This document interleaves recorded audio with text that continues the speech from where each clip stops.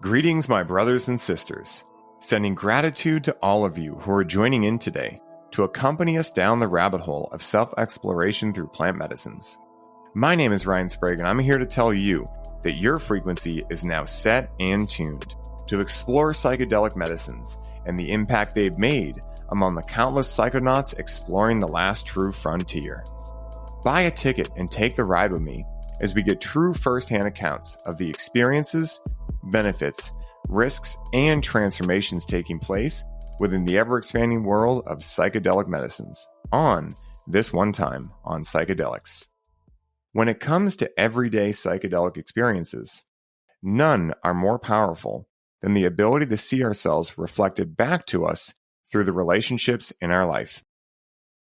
It is within this ability to see ourselves reflected to us that we have the ability to know thyselves to deeper levels and ultimately transcend our ego-based reality for a deeper, more infinite version of ourselves as divine beings having human experiences. Today's guests on the show are two humans that have experienced this ability for relationships to be a psychedelic experience, and none have been more psychedelic for them than the relationship they have with one another. From getting married at a young age, to moving through divorce, to going through their own dark nights of the soul, to ultimately reconnecting and finding an even deeper level of love for one another. I believe it is safe to say that this episode is going to hit deep for each of you, as if there is one thing that is objective for all of us. It is our craving for connection with those around us. And as you will hear in today's episode, that ability for each of us to connect with others that are in alignment with who we truly are requires deep self-awareness and introspection. And oftentimes, those things require the necessary space to ask ourselves the right questions and ultimately allow the love that we truly are to prevail. So please help me in welcoming Chase, Ramey, and Mimi Lindquist to the show. What's up, guys? Wow. What an intro. That was like the most poetic intro we've ever had from any podcast. Wow, that was beautiful. Oh, yes, I'm so excited. I'll tell you guys my secret for this. And I don't know if this is really a secret, but it's something that really helps me. So music has always been really big for me. And so whenever I'm thinking about who I'm going to be interviewing, I find a song that just like reminds me of them. And then I'll put that on while I write the intro, and it just allows it to flow right out. And so the one that really allowed me to tap into you guys was a song called Number 3 by Aphex Twin. It's a beautiful, beautiful song. And it's just like, when I think about you guys, I think about my own love for Rachel and, the challenges we've gone through and how we've grown closer together. And it's so fucking awesome to have you guys here to be able to speak about all these things. And, that's why I said in the intro, like, this episode is going to be potent for all of you guys listening, because let's face it, right? If there's one thing that unites us all is that we want connection, and we go through challenges with connection, And so, where I'd love to start this for you guys and for everyone listening, I've had Chase and Mimi on the Highly Optimized podcast, and we'll be getting into some of their story today. But where I'd like to start this podcast off is, with regards to, because it's on brand to be psychedelics, I want to talk to you guys about, maybe some of the psychedelic experiences you guys have had before we move into the psychedelic experience that is your relationship and life as a whole. But where did you guys get interested in psychedelics, and how did you first become aware of them? Take us through that journey. Yeah, for sure. And I'm happy to, start this one. I had, we grew up evangelical Christian, so we'll probably get into that in our story. I had no clue what psychedelics were. You hear about acid and you think it's something that like burns your skin off or throws you into another dimension that's like demonic and terrible. Mushrooms were like, no clue what they were, except that they were magical and also kind of like demonized. So it wasn't actually until I was, I think, in college, and I was a early Joe Rogan listener. I dealt with insomnia and just would listen to 3+ hours of Rogan shooting the shit at the time, as this podcasting thing was quite new in around the 2011-12 timeframe. And I heard Aubrey Marcus on Joe Rogan, which is a similar story to many, many people who've gotten interested in psychedelics. They hear about his ayahuasca journey, and I was like, what in the hell is this? And that started kind of a deep dive. It was years from that point. We were younger, not married yet, but still together. And I started to get more and more curious as we were in our marriage. This is like, we weren't having conversations about psychedelics at this time at all. It wasn't something we talked about. I was just kind of really fascinated by this. I was deconstructing my own programming pertaining to religion. And, I'm in my mid-20s. We're probably married at this time. And I'm just like fascinated by this whole idea.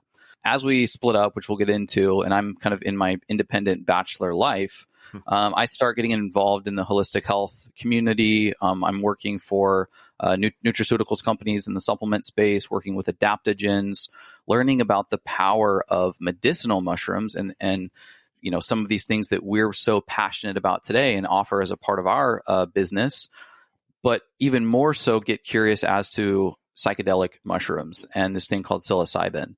To the degree that I actually go on I partied loosely with LSD and mushrooms at like reggae concerts, and it was fun, and the colors were bright, and it was pretty, but it was nothing I would call spiritual. And then I went through a psychedelic ceremony with a high dose mushroom experience and a facilitator, and completely shattered my perspective as it pertained to the metaphysical. After I'd left Christianity, I'd kind of gone the route of scientific materialist, binged Sam Harris and Dawkins, and kind of gone through that route.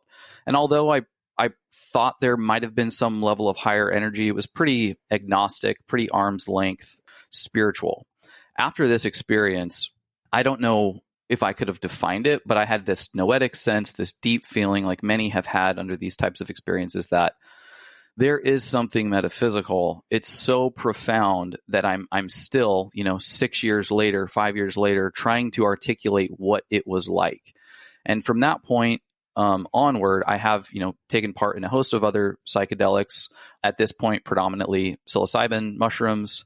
But from that point on, my entire worldview changed. My entire perspective changed as it pertained to God, self, purpose. And it ended up being what is now a really critical component to the way that we engage in our relationship, our inner world as well as our outer world, through infrequent but very intentional and conscious use of psychedelic substances. Mm-hmm. Yeah. Do you want me to tack onto that, Ryan, or are you? No, that's perfect. Keep it going. This is amazing. So, tacking on to Chase's kind of experience here, we've had similar experience now that we've been back together for over 4 years in this part 2 of our relationship. But yeah, we grew up evangelical Christian. I had no idea about anything in the psychedelic space whatsoever. I think, in our family and upbringing, church, like no one was talking about drugs, but if they came up, sort of this classification, this umbrella term of drugs, and psychedelics is just under there, and it's something to be avoided, and it's something for, people who are not contributing to society, and you just don't want to go down that path. And so I didn't really think much of it. And really when Chase and I were separated, we were separated for 3 years, almost to the day. And in that separation, without going into a long rabbit hole of my story, but in that I was sort of deconstructing also in a different way, but in a very real way, deconstructing the religion, the dogmatic form of Christianity that we were brought up with. And I was just starting to ask questions, and I was just open. And that openness and the line of questions that I was asking myself in regards to religion, and like, hey, who was this Jesus character? What did he actually teach? What did he actually talk about? What are his roots in Aramaic? What's Aramaic all about? How is that different from English? So all of these questions were coming up in me. And so I was in a state where I was very open-minded to things that I had never thought or believed before. When Chase and I reunited, and he had shared some of his psychedelic experiences, like the mushroom journey. He actually, I think you texted me after that journey, the very, profound journey, which I'll let you share the details. But after a journey, we were separated, not really talking at all. And I got a message in the middle of the night, saw it the next morning from him.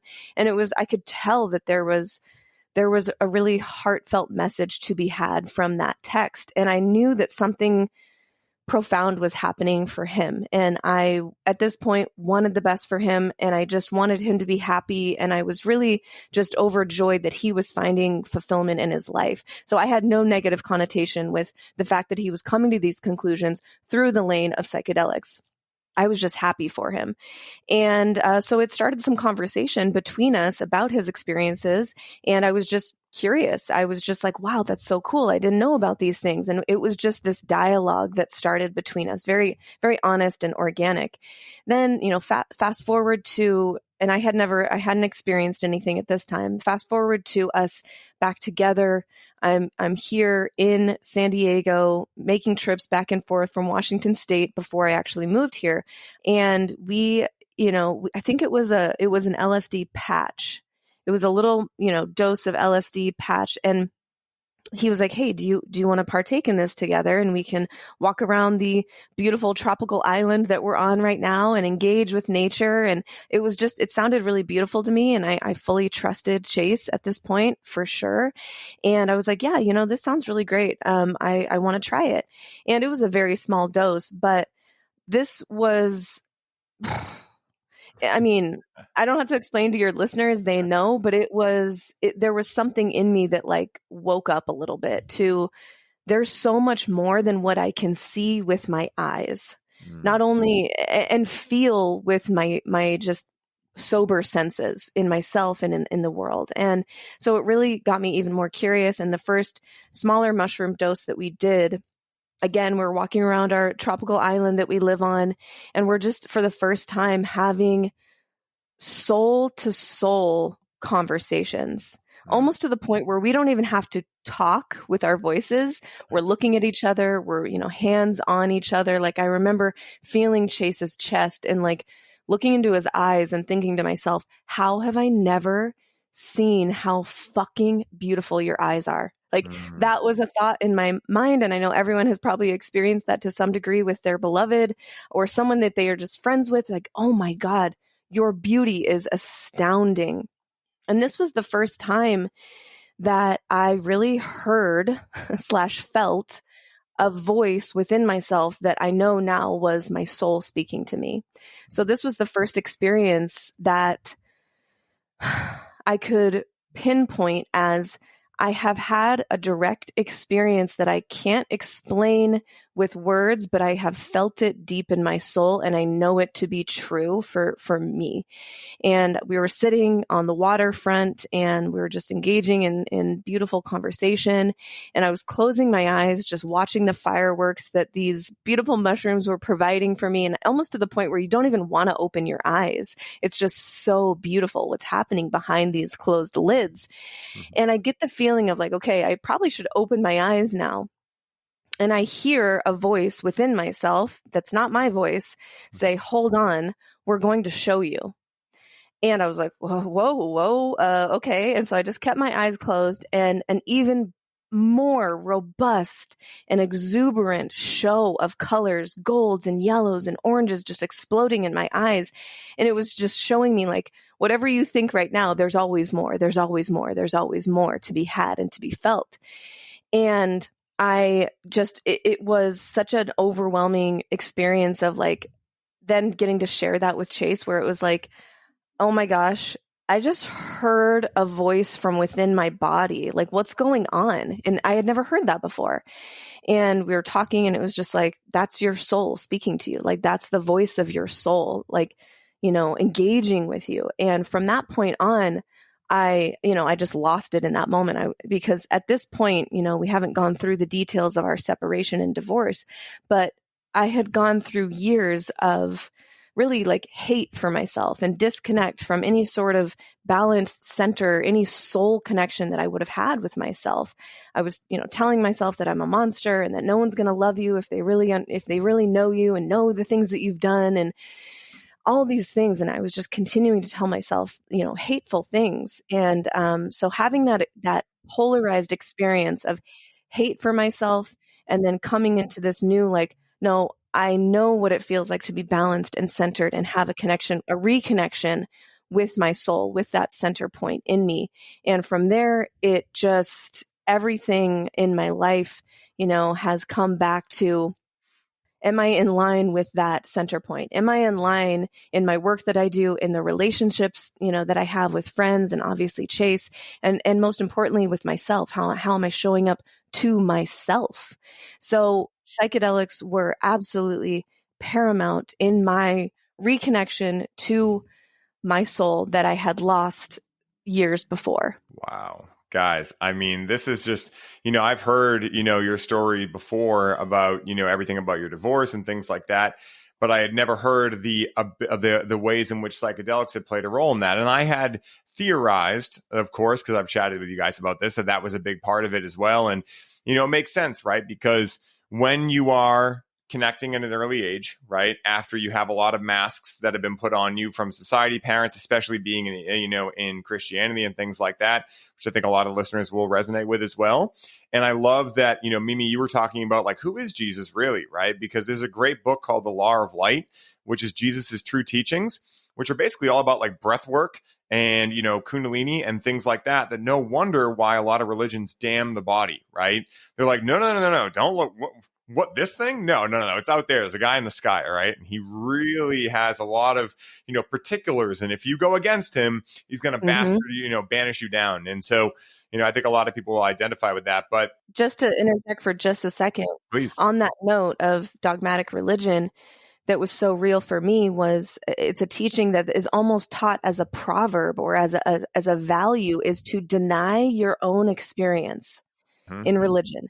Deny yourself, deny your desires, deny your own lived experience for the set of commandments, for the teachings in the Bible, for what your pastor has to say. Continue to deny your own experience. And after psychedelics, if you're truly open and honest about it, I would say that probably most people, it's impossible to deny your own experience in a psychedelic journey.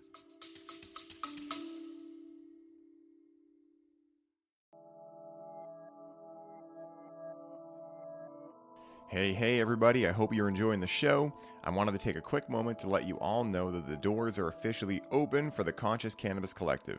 And as such, this is the last week you can sign up and receive all of the bonuses we're currently including. This is the last time I will be personally onboarding those of you who sign up with a complimentary one-on-one session, and you'll have the ability to get the Grow with Cannabis course for free during this limited time. For more info on how you can take advantage of this offer, head down to the show notes for this episode and secure your spot today, as we only have so many spots left and they are filling up quickly. Now back to the show.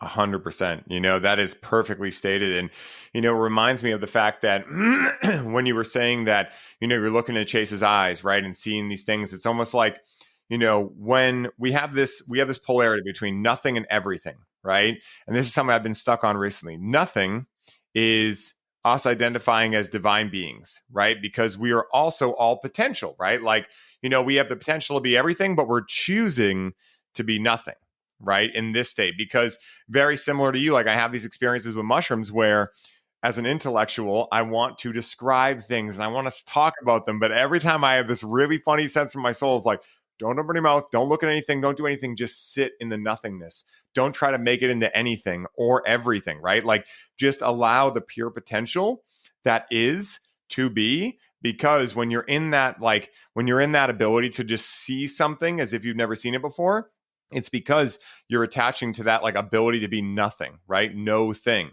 And so it's funny that whole paradox between nothing and everything, because I've really seen that in my own journey as well. And those are some of the most beautiful moments in deep meditation or, with psychedelics or with, making love or any of those things where you just become empty and you become no thing.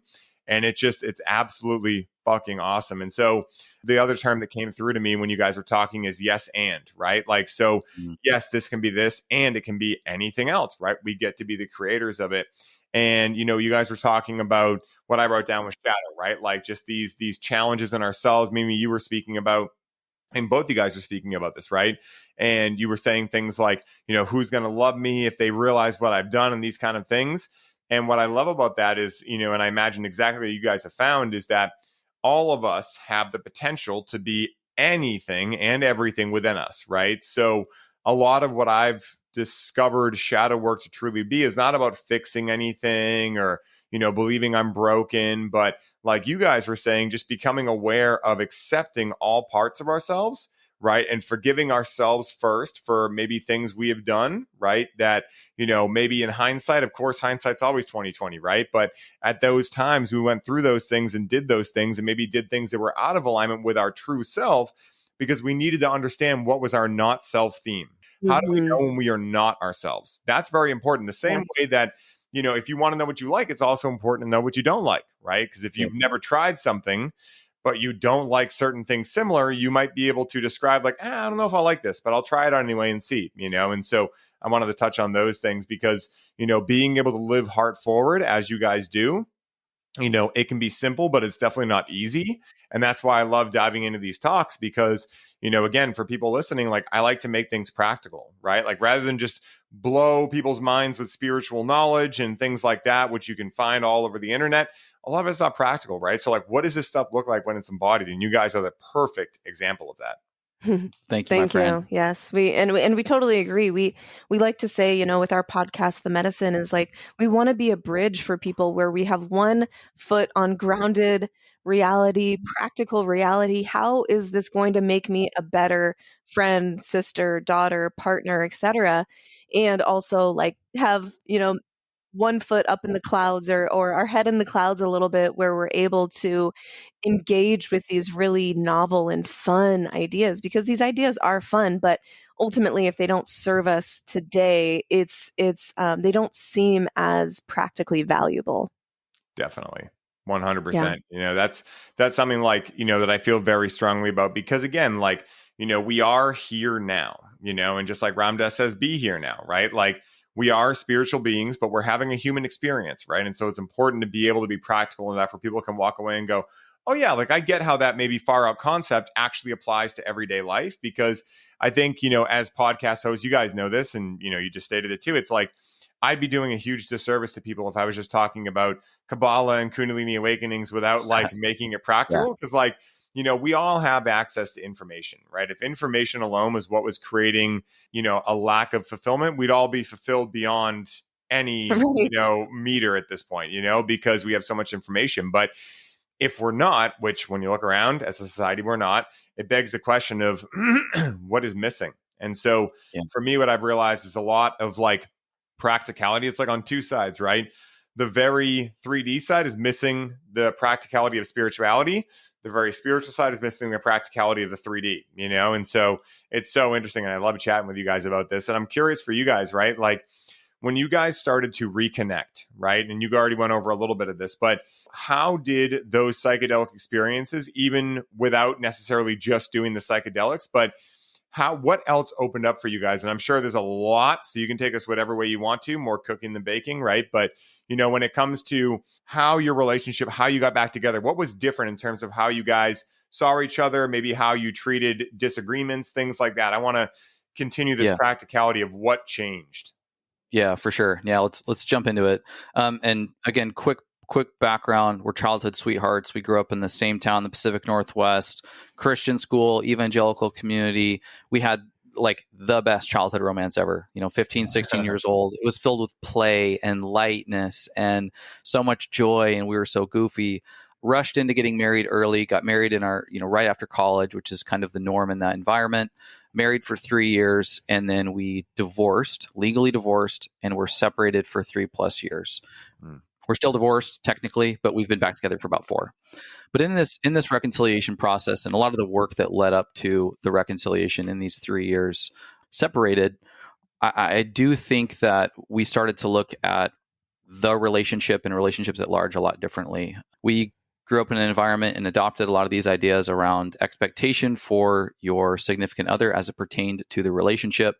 And those expectations were pretty gender role-y, traditional wife, traditional husband dynamic, which wasn't even the case in our dating relationship. It was quite fun and free and loose, but we rushed into adulthood.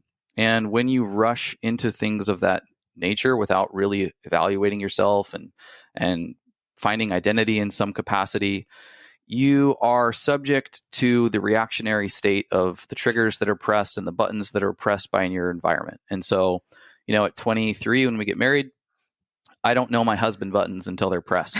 And I hadn't even thought about my husband buttons. So all of a sudden something happens at 23 where we're dealing with rent, student loan debt, trying to get jobs, trying to make money, trying to save. I'm on the road traveling 80% of the time, and all of a sudden this button gets pressed, and I'm the asshole husband out of just pure reaction. And maybe that was a role that I'd seen and that had been impressed into me, and now all of a sudden it's just barfing out of my behavior. And so a huge piece was as we got back together, both of us had shifted into this idea around observing our own triggers and deciding whether or not to make a decision from the place of realizing that there is a trigger going on and reflecting on how we would like to respond. That was a big piece.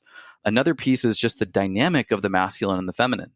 We had grown up with like masculine is just alpha male, it's equivalent to maleness, and feminine is just equivalent to femaleness. And so understanding and unpacking kind of the spiritual ideas around the masculine energy and the feminine energy, and I'll speak for myself, unpacking these various archetypes of masculinity was really, really fascinating. Dove deep into some of the work of John Wineland and David Deida, books like The Way of the Superior Man, books like King, Warrior, Magician, Lover, and I'm finding so much resonance.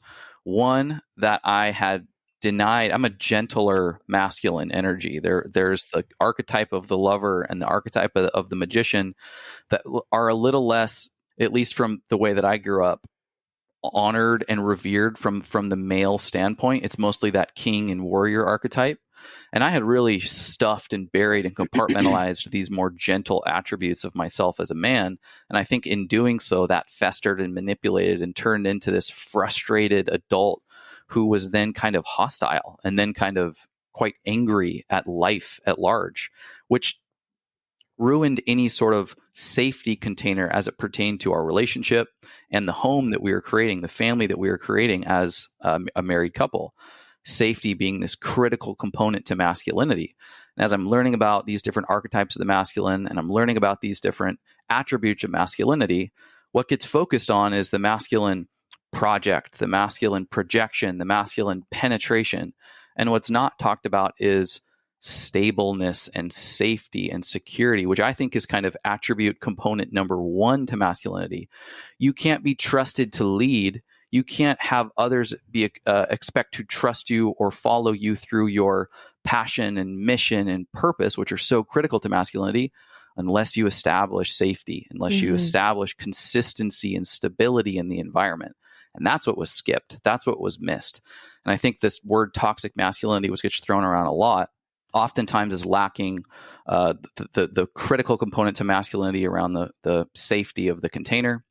And when you miss that, it's quite easy to have these reactionary responses, the hostility, the transactional nature with which you see relationships. Kind of a big piece of our podcast and our businesses.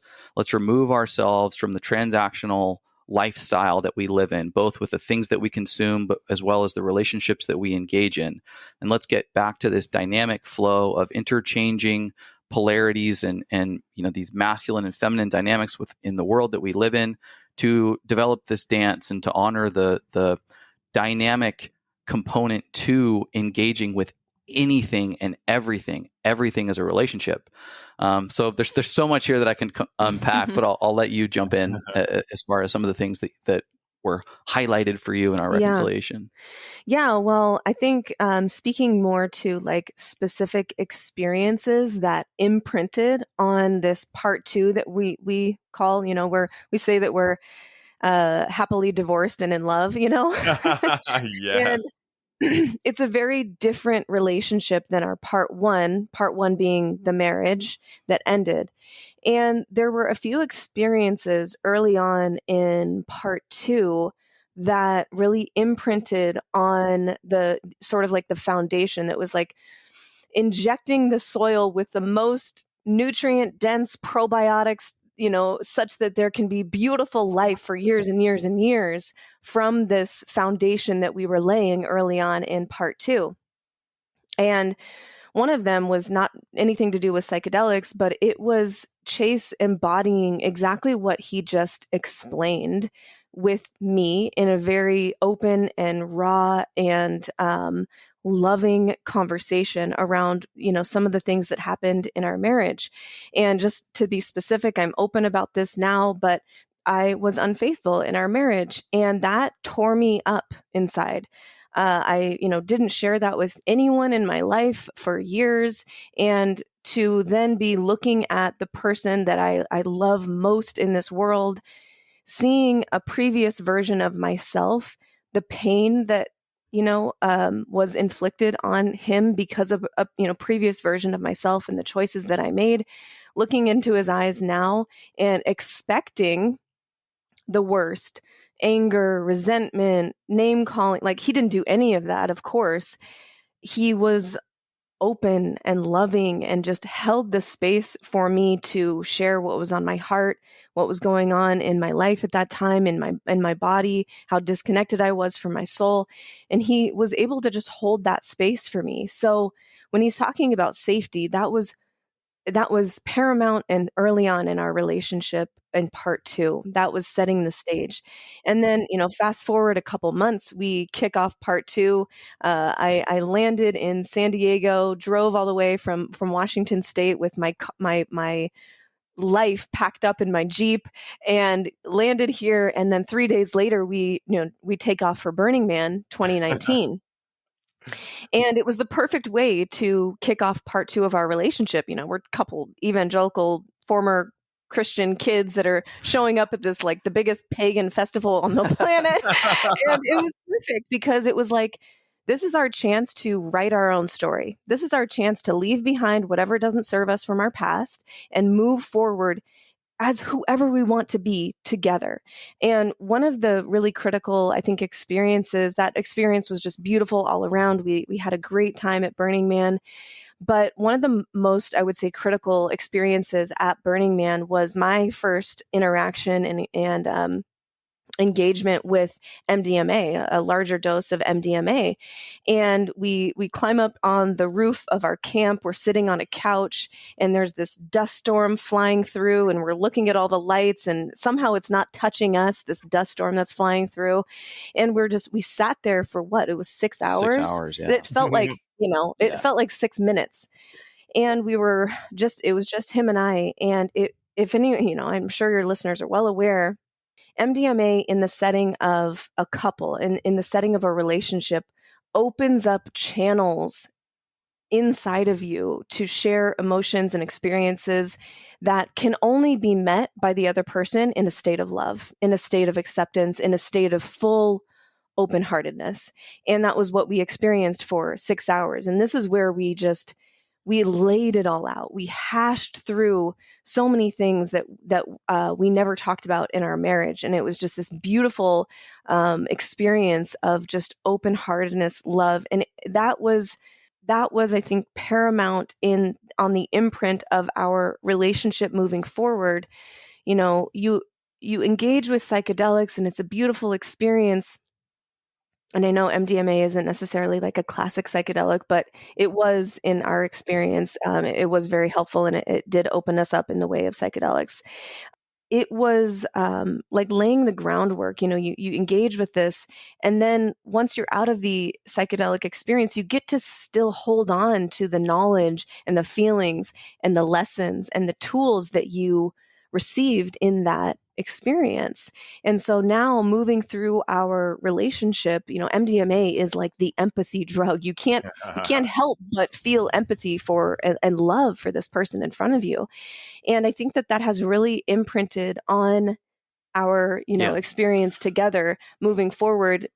We come at challenges and charged conversations in our relationship because, newsflash, disconnection, arguments, charged situations is not a bug. It's a feature of relationships. It's going to happen no matter what, no matter how woke, no matter how awake, no matter how conscious you are in your relationship. These things are going to arise.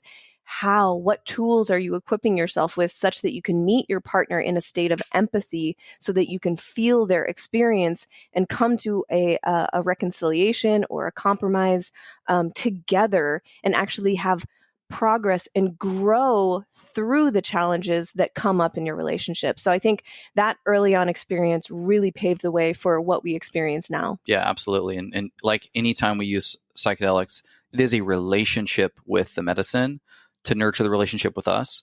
If it's a transaction, if it's to get high, if we're not conscious in the experience, we can't hold on to that noetic sense that we went through during those psychedelic journeys, where now we're able to say, like this MDMA experience, we have so much consciousness, we have so much reverence for it. We journaled about what it felt like. We've had long, lengthy discussions in a sober state of what it felt like, such that we can hold on to that experience. And so we say, remember that ease of empathy, remember that ease of honesty. Let's go back to that space before we have this charged conversation in our sober state, in our real life relationship. We don't need to dose up before we just talk about real shit. We can actually recall the knowledge obtained from that experience and inject it into the sober life that we have. Yeah, I absolutely love that. Because again, like we talk about it often in the show, like psychedelics are showing you, and Mimi, like you said, it's like, I know MDMA is not traditionally a psychedelic, but it definitely does. Like some of the most profound and life-changing experiences in my life have been as a result of MDMA. I am on this podcast right now, having started my business as a result of an MDMA experience in Las Vegas, right? And so That's right. Yeah, it's like, it's just so funny how those things happen. But, being able to understand that they're only showing us what's already there. And once we've experienced something, it's so much easier to go back and experience it again and be able to bring that forth because we actually know it exists. And so even our logical mind is more like, oh no, we've experienced this. Like we can go back there. And, Chase, when you were talking about the masculine energy aspect of this, I resonate a lot because that's how I've always been too. I've been a gentle side of masculine and I've gotten more into the warrior and things like that over the years, but I've always felt better as the magician and lover. Like those are the two that I play very well, right? And with king and warrior, like I think when I was growing up, I saw a lot of examples of the immature version of those archetypes, maybe the shadow side of them. And I wrongly assumed, being a warrior is being a dick, right? Being a jock or any of these kind of things. And being a king, I don't really know what shadow side I saw of that, but I saw like, it just didn't feel right to me, and it wasn't until going through David Dietta's work and, all of these different books, King, Lover, Warrior, Magician, all these books and training with a very masculine coach that I began to understand that actually the king and the warrior are actually much more about being completely consolidated into that presence, right? That grounding presence that allows you to be able to hold space, right? Like, and again, like it was so funny because I heard all these terms, but it wasn't until about 5 years ago when I started actually experiencing them that I was like, oh, this is what holding space means. It means listening without trying to fix someone's problems, right? Like, oh, I get it now, and of course it's a little bit deeper than that, but that's what I saw with that. And, this idea of toxic masculinity, we talk about it often. There is no such thing as toxic masculinity. There is immature masculinity, but the idea that there's an objective toxic in the world is silly because there's nothing objective. So, for instance, we know this very well and good, right? Some people think that people that are against certain vaccines, let's say, are toxic. Now, is that objectively toxic? Absolutely not, right? So when we put this term like toxic masculinity, it's so silly, or even toxic femininity or any of these things. It's ridiculous because people generalize it and they don't oftentimes stop to think, what am I calling toxic masculinity right now? And what is actually toxic about it? Do I even have a quote unquote case about what makes this toxic? And so I'm glad you brought that up, not to go on a side tangent. But, Mimi, when you were talking about MDMA, like I've always loved MDMA in a festival setting because especially you talk about Burning Man. I mean, that's the Mecca. But, what is a festival, right?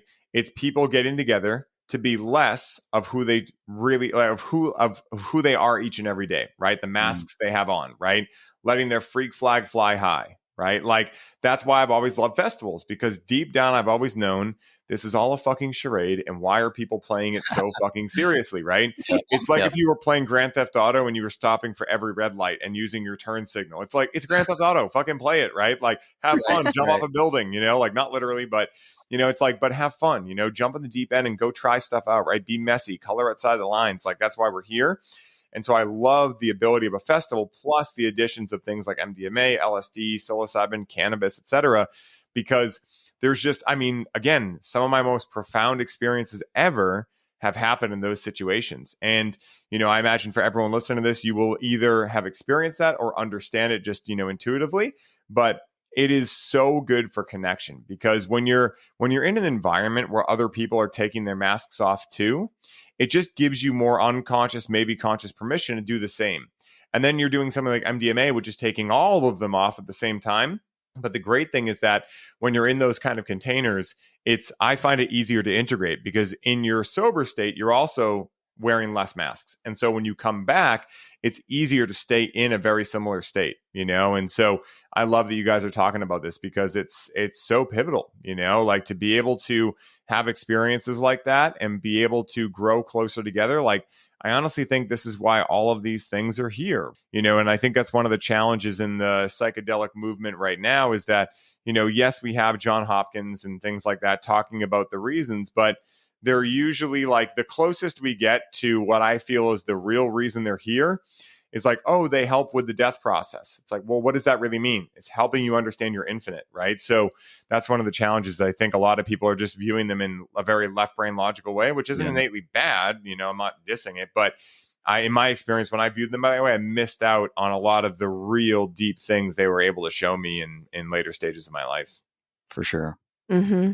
Yeah, it's like we have to go through this process. We, the collective, we, society, have to go through this process of accepting something. And it usually starts with, okay, how can I categorize this? How can I make sense of this in my top to bottom, right to left, brain, where I can name it and categorize it and speak to it intelligently. And, sometimes like psychedelics, yes, we can throw out fancy words and neurobiology and things like that, but like, sometimes there just are no fucking words, and you can't sound intellectual talking about these things. It's like, it's something to be experienced, not to be necessarily just in dialogue about and try to use, characters of the alphabet to portray like this profound spiritual experience or whatever. Yeah.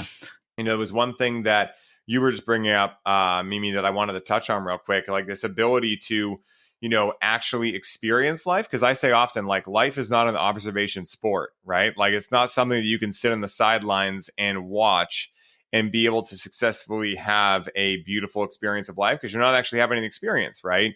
And I think this is one of the challenges that is in the modern day world that psychedelics have the ability to be a leading tool in breaking us out of, is understanding where in our lives we are not actually living from our like soul, but rather we've been taught certain ways of looking at life that we went, okay, guy in the white lab coat who I've been trained to trust as a doctor says this, so I'm now believing that. Okay, teacher who I paid a lot of school to go to says do this, okay, I'm going to go do that. Parents that love me say to do this to be safe in life, so I'm going to do that. And I think that one of the things psychedelics do in classic Matrix language is be able to red pill you and allow you to realize, like, holy shit, I'm actually not who I thought I was. I'm not what I thought I was.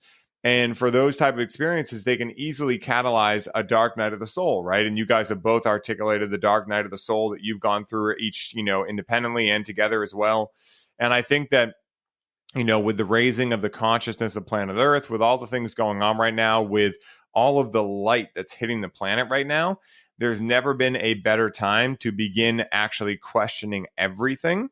And I think that's one of the things that even for Rachel and I has allowed us to really grow together. And we were talking about this last night, how Rachel's had a lot of experiences in her life where she's like, she's been like, this is my best friend. And then 6 months later or a year later or 5 years later, like they grow apart. And she's had this recurring theme throughout her life. But yet with us, we've been together 6 years and we just keep getting stronger and stronger. And so we were connecting with some cannabis and asking, like, why does that happen? And it just beautifully architected in front of me. It was like, oh, because, and this is what Pam told us. You guys know Pam also, right? The psychic from San Diego. I forget if I talked to you guys about her before, but I don't think so. All right, yeah. I got to tell you guys about her. She's really cool, but she's super deep at what she does. And one of the first readings we ever got from her, she was saying, you and Ryan will always succeed so long as you continue growing together. But if one of you stops growing, it's going to be very apparent that things get fucky real quick, basically, for lack of a better term. And so when we look at how Rachel and I operate, our egos are a little bit competitive with each other in like a healthy way, right? Like we have the lasso around the horse rather than the horse having a lasso around us. So we don't let it get into the shadow form, but it is also fun. Like if Rachel's like, oh, I'm going to get some work done on the Saturday, part of me is like, well, fuck, I could get some stuff done too, right? And so like we call each other forward just in the right doses. And there's many times where it has been overdosed, right? But now we've gotten better at having it be just the right dose. And that's allowed us to just do this like, level up thing where both of us are leveling up along the way. And it was just very interesting to look at that. And I'm curious for you guys, like, do you find something similar, right? Like when I, for all the stuff I was just saying in, a lot of words, like, do you guys find that you guys can call each other forward because now you're not only aware of who you are in the 3D realm, but also who you are in these deeper levels? Like, do you find that ability to be able to like dance with the ego and have a little fun competitively, but also be able to like really understand why you guys are calling each other forward and continuing to build businesses together and do podcasts together and all these things? I'm curious what you guys would say. Yeah, totally. Very, very much resonate with that. We're both high achievers. Like if you look at the Enneagram, we're type 3 Enneagrams, high achievers. If you look at our, natal charts, we're very complementary in a way, but both very driven. And I think when we were married, that did turn into a slight competitiveness, especially as it pertains to diet, nutrition, and exercise, calorie counting, macro counting, restriction, things of that nature. And I think it was in an effort to both show up as more identified as the other. Like I know myself more than you, and thus the things that I want for this relationship should have more weight or more authority. And I think how that's changed in part 2 of our relationship, and I'll take a step back because I really am loving this lately, where a relationship, a conscious relationship like the one that we have, but it can also be in the dynamic of a home or a family or a community like what you're creating, is that for it to be a domain that can alchemize the chaos of the outside and the external. So the noise and the stress and the toxicity of the world on the macro, but also the world of your micro, you should be able to come back into the domain of a relationship, take that charge and recycle it into something that is positively vibrating or vibrating at a higher degree, something that is healing, something that is connecting. What we were unable to do in our marriage was bring the chaos and the stress and these things that were going on, these changes that were going on within us to the domain of the relationship and say, beloved, here is my challenge. How can our love and our relationship catalyze? How can we use this in a way that actually turns it from stumbling block to stepping stone? This is the power of sacred relationships. This is the power of sacred communities. And we had no clue that was the case. So we had our own shit, brought them actually into the relationship and made them worse by not having this sacred container of sharpening or nurturing. And now what is significantly different is, even though we have all of these aspirations that are external, and while doing that we hit challenge and we hit resistance, we're questioning so many things still to this day. But what's different is that it's not crisis, it's actually an opportunity to bring it back into this melting pot of alchemy that we can now foster into something more productive, more abundant, more binding in the domain of the relationship. And what does that literally mean, practically mean? That can go from taking something that's really challenging in your outside world that's causing you stress and dis-ease, bringing it up in the sacred space of the relationship and saying, how do we work through this intellectually to come up with a really strong reason or purpose or drive with which we can use this as a stepping stone? Or it can be something like taking that charge into lovemaking, and you alchemize something that brings this charge within you that might feel negative, but you bring it into a space of healing, like making love with your beloved, and it is actually used energetically to be recycled for something more binding and more abundant. And so that's what I literally mean, because sometimes it gets a little esoteric when you talk about like, oh, the alchemy of the relationship, but you can create such a sacred space that you can bring the chaos into it such that you can recycle it for something greater. Yeah. Like the immediate term, and I'm so glad you mentioned alchemy, because the immediate term that jumps out at me is transmutation, right? Like the ability of translating one thing into another, right? And so, for instance, like you talk about, like why do we think makeup sex is really good, right? Like that's transmutation, Exactly. right? Like, and that's like a classic way of looking at, something that actually is much deeper, and you're speaking to the much deeper thing. But I think, for a lot of us, we learn this is makeup sex, right? Why is makeup sex so awesome? It's because we're transmuting something like frustration or anger into love, right? And love is the governing force of the universe. It's paradoxically the only thing that exists. It is everything and nothing at the same time.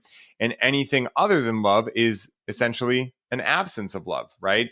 And so to be able to take what you have and be able to transmute that does allow you to be the creator of your own reality. And it also allows you to allow your relationship to be that sacred space, the same way that a home is meant to be a sanctuary, yes. Right? So if you're living in a place that is full of toxic mold or any of these things, it's like your docking station, right? And relationships are another type of docking station. Like, I think they're both docking stations for physical, emotional, mental, and spiritual well-being. But I think relationships are really a docking station to know thyself, because when you understand that you have everything within you, right? You also have nothing within you, right? Because you have that deeper sense of who and what you truly are as a divine being, but you also have everything as a human being, right? Well, then anything that you can't accept in your partner or in the world, et cetera, is the degree to which you have work to do on yourself. And so like this ability to be able to allow a safe space from which you can look into each other, and in doing so, see more about yourselves, and also learn to accept that both in each other first, but then, obviously to do that, you have to accept it in yourself first. That allows you to do what's now known as shadow work, but in a much more practical type way. Because I think a lot of times, like I know for me anyway, I'll make it personal. When I heard shadow work, 10 years ago, I was like, what the hell is that? Right. And so, like this idea of like, no, it's about recognizing that if you have everything within you, well, then anything you're not accepting is something that you need to understand is also you, right? And so your ability to talk down on a person who's, seen as lazy, right? Well, there's something in part of you that wants to be lazy or has been lazy, right? And maybe has a triggering relationship with that. And so the ability to do that in a romantic relationship is really like the ultimate mecca, because, when you're, friendships work this way too, in a very microcosm type way, but with a romantic relationship, you are in love. You're not just loving of someone. And so there's like real reason to want to make that work. Like you don't want to live your life without this person, right? And so your ability to then be able to, allow love to prevail through being courageous enough to look into that person and not see someone out there that's wronging you or disagreeing with you, but see how you're relating to yourself through this amazing, beautiful mirror that has signed up in this lifetime to help you heal, and vice versa. I mean, what's more psychedelic than that? Fucking cool Totally, stuff. Totally. I mean, it's the river of, it's the mountain river that no matter what goes into it can cleanse itself and structure itself so that you can cup the water and drink it cleanly. That is sacred relationship. What rolls into the river, whether it's shit or glyphosate, the river through its sacred structure can cleanse and clean and still be life-giving. And that's kind of the idea. And I think this trickles into what will hopefully be our, family domain with children. And it's not that, I think a lot of times in like conscious parenting and things, there's this expectation that you can create like the perfect child with all of these conscious ideas that you can inject into the family. And I don't know if that's the case. Rather, I think it's about creating a home that is alchemizing, like we've described. You're not going to get away from the chaos in the world. You're just not going to. But if your home can be a place that can be leveraged in a way that's for growth, then I think that's kind of the sweet spot. I don't have a kid. I'm not a parent expert, but that's kind of how I'm approaching it. Oh, 100%. It's funny, like, the analogy that comes to me there is it's like, I think with children, right? And I don't have kids either. So here's a bunch of us talking about kids, but it does seem very clear to me, right? Which is like, and my parents are really good at doing this. They weren't perfect at it. I don't think there's anything such as perfect anyway. But when you understand these things, you can understand better that like, it's not our job to tell our kids how to be, who to be, et cetera. It's our job to make sure they don't run in the street. And other than that, to make sure that like they're allowed to let their freak flag fly high. And so like the analogy that comes to me is like, rather than telling them you like chicken, right? And you're going to have it with beans and whatever else, right? You say, hey, here's this entire buffet. I'm going to make sure that you have a plate so you know how to like hold food and don't get it all over you. I'm going to make sure that maybe you learn to use a fork, but also I'm going to let you know if you want to use your hands, you can. Just don't make a huge mess, right? And, I'm going to allow you to like pick what you like And I'm going to just hold the container, right? Talking about masculine energy, and hold the container from which you can be safe to experiment with what you want to experiment with. And the great thing is, it's really the same in a romantic relationship, right? Like, for instance, like with Rachel and I, there are many things that, I let her, for instance, like, I don't let her do anything, actually. It's more of like, if she wants to go somewhere with, a bunch of men around or whatever, I've been cheated on in the past. I'm not going to stop her from doing that, because I realize that if I'm insecure, that's my work to do, right? Like, why would I be with someone if I don't trust them? I trust her fully, right? So again, allowing anyone in their lives to courageously be themselves and be able to be vulnerable enough to know, like, anytime that a friend or a romantic partner or my parents or anyone is either bringing something up in me with regards to fear or anxiety or anything, it's my opportunity to go, wow, thank you for showing me where I'm currently being held up by myself, So I'm glad you brought that up, Yeah. Chase. Yeah, for sure. Romantic relationships, close friend circles, communities, families, scorekeep. And we all scorekeep. And it's like, what have you done for me? What have I done for you? And everybody's got this little, Are we even? are we even? And forgiveness, a lot of times in the way that it shakes out in the world, is forgiveness. Okay, I'm going to forgive you because you fucked me over. So we're going to even the score. That's forgiveness. We're evening the score. Okay, I'm just allowing us to even the score. We'll start over. Forgiveness is removing the scoreboard. It's throwing away the idea of keeping score.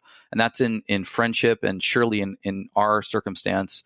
I don't even subscribe to the idea of forgiveness in the way that it's embodied in the world, is because it's still supporting scorekeeping, which I'm uninterested in. I'm playing a game that's not to win. The relationship game is this beautiful dance, as many wise thinkers have said for thousands of years. We've already won. We've already won the game. Now we're just basking in the winning and enjoying that throughout the rest of our life. Absolutely. Guys, this has been so amazing. I can't believe an hour's flown by already. I know. I'm so excited to come out to San Diego again and do some in-person podcasting too, because I know there's so much juicy stuff that, we didn't even get into, but I want to make sure, because guys, even though I didn't state it in the intro, because I wanted to focus on just like the beauty of Chase and Mimi's relationship, these guys are doing amazing stuff in the world, right? You have incredible products. You have an incredible podcast. So I want to make sure I give all the listeners ample opportunity to know where to find you, where to find the products. So tell the people where they can find you, get in touch with you, and allow both of you to be a part of their beautiful experience of life. Yes. Awesome. Thank you. So our website is themedicin.com. That's MEDICIN. So no E on the end of medicine. Different type of medicine that we're talking about. And from there, you can navigate to our social medias, to our podcast. And we have an online store there where we offer and provide to people a couple different mushroom products. One is called Immune Intel AHCC. This is a one-of-a-kind mushroom unicorn that supports the really the entire physiology of the body.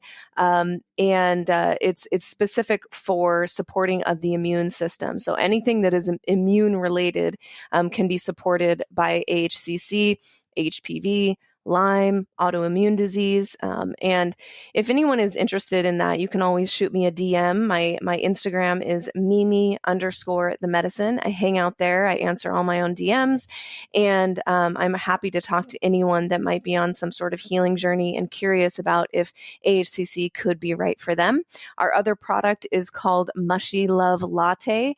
And this is our baby, our mushroom baby. We created it in our kitchen, stirring ingredients together. And this is also one of a kind in that it has a full gram of medicinal mushrooms, chaga and tremella, which is about 3 to 5 times more pure organic mushrooms than you'll find in any other medicinal mushroom elixir out there. We started with the question, how can we get the most mushrooms possible into each serving? And that's what we did. We just so happened to make it taste delicious as well, like a liquid cinnamon roll. You can blend it into steamed milk or cold milk even, tastes like liquid graham crackers. It's supportive of robust immunity, gut health, hydration, and overall beauty, glowing skin. And so that's also on themedicin.com, or you can find it at getmushylove.com. Wow. And we'd love to offer a discount for Yeah. anybody listening. And remind me, Ryan, the code that we're going to set up for you. Yep, we're going to use the code HIGHLY, guys. So HIGHLY. And we'll have all this in the show notes too. So for anyone interested, like, guys, I have tried Mushy Love. It is fucking delicious. And if there's one thing I know about Chase and Mimi, there's a lot of things I know about you guys, but if there's one thing I know is that they are fucking dedicated to making the most powerful products for total human body optimization and total, like, not just body, mind, and soul as well, right? Like, for anyone listening, like, we are most similar to fungi, right? Like, out of anything, our DNA is closest to fungi. And so being able to, put your dollars in the right place with individuals that are making the Garden of Earth and leaving the Garden of Earth greener than when they found it, and products that are fucking delicious and amazing too, it's a no-brainer, guys, for sure. So thank you guys so much. And I have one last question for you guys too. And Chase, did you want to say where people can find you too first before I get into this question? I don't want to cut you off on that. Same spots, the Medicine Podcast on Spotify or Apple, and then we're both on Instagram predominantly. We don't really I don't think we use any other social media. And so you can reach out to Mimi _the medicine, and my handle is _Chasen_1. Hell yeah. Beautiful. And so my last question for you guys is this, right? So let's say someone listens to this conversation and they're extremely interested to look into psychedelic medicines in their own life. What is the one piece of advice that each of you would suggest to allow them to use proper discernment in choosing whether these medicines are right for them at this point in their lives? That's a really good question. There's so many things, obviously, which is why you asked the question. You can go so many different ways. There is room and space, a disclaimer first. There is room and space for the happenstance, psychedelic, mind-blowing experience that you just sort of walk backwards into and it changes your life. And I leave space for that. Totally okay with that. That being said, I think there's recreational, unconscious, random use that can be very, very, especially for us in kind of the community that really advocates for these things, tough to hear. So what I would say in an ideal circumstance is, how much awareness do you have around psychedelics and the different types? So take that into consideration and gauge what is calling to you. If you're a fan of Paul Chek like we are, there's this idea about developing a relationship to your intuition and your soul. If you're able to have some level of relationship with what you might call your intuition, these nudges that you might feel from the inside, and you trust those nudges, sit in some stillness and for probably some period of time and either ask or listen to whether or not there is a call or a nudge to one of these particular types of medicines. If that is the case, I was just talking to Paul the other day, and he said, remember that feeling of when you and Mimi were apart and then you realized that there was a potential to be back together? That magnetic pull, do you remember that? That's how you know when you are ready for a psychedelic experience and that your soul is asking for it. And so if you have some type of familiarity with those feelings of intuition, get really comfortable with that as it pertains to whether or not you'll engage with a mind expanding experience, but psychedelics for sure. Everything beautiful. Absolutely echo that. I would say mine is, it's going to be quick, but no matter what your intention is going into psychedelics, wanting to heal this or address that or get to the bottom of this or whatever trauma, whatever your intention is, it's been helpful for me in all of my psychedelic endeavors to also tack onto that intention first. I am open to whatever the medicine wants to show me. Nothing that the medicine can show me is wrong. Nothing that it wants to bring up in me is not meant for me to see. So by acknowledging that from the beginning and choosing, it's not a passive activity, submission or surrender. It's an active sort of action. Yeah. It's active in this process of surrender. So I surrender to whatever the medicine wants to show me. And if I could have insight into this, that would also be lovely. Oh, guys, I love those answers. They're so beautiful and they're very practical as well. And, I absolutely love them because both the things you guys have said, right? Both those things have helped me tremendously, right? Understanding that psychedelics are only really showing me and then also making sure I'm going into them with intention and conscious action, not because it's some random rule to follow, but because I understand like this has the ability to help my entire life get more fulfilling and become more fulfilling. And I love what you were talking about, Chase, too, with the magnetic pull, because that is like, I think one of the best ways I've had it described, that I immediately understand it. I imagine everyone listening can understand that pull, because whether it's with someone that you like and you feel that pull, whether it's with a food that you're like, ooh, that one feels good. We all know what that feeling is, right? And the soul operates very similar to how we train like either kids or our pets, right? Like, you know, we just got a new puppy, and when he pees outside, we give him a treat, right? And over time, he starts learning, oh, okay, cool. And so when you follow those magnetic pulls, your soul rewards you with positive feelings, you know? And so, and when you don't do it, it rewards you with negative emotions, right? And so that's kind of your litmus test, right? And so, guys, I absolutely love that. And guys, every time I get to hear Chase and Mimi's story, I get chills, as it is truly the pure depiction of how love always wins if we are courageous enough to ask ourselves where we are blocking that love from leading the way. And for any of you that are curious about connecting with Chase and Mimi, finding out more about their podcast, the Medicine Podcast, purchasing their absolutely incredible products, and more, dive into the show notes for this episode, where I will be laying out all of the easiest ways to connect with them today. Chase, Mimi, thank you so much for being such bright lights in the world, for being so open to vulnerability when discussing the journey both of you have been on, and for creating the incredible products and creations you create in the world to leave the Garden of Earth greener than when you both found it. And until next time, my friends, may your journey be smooth and full of light. Aho.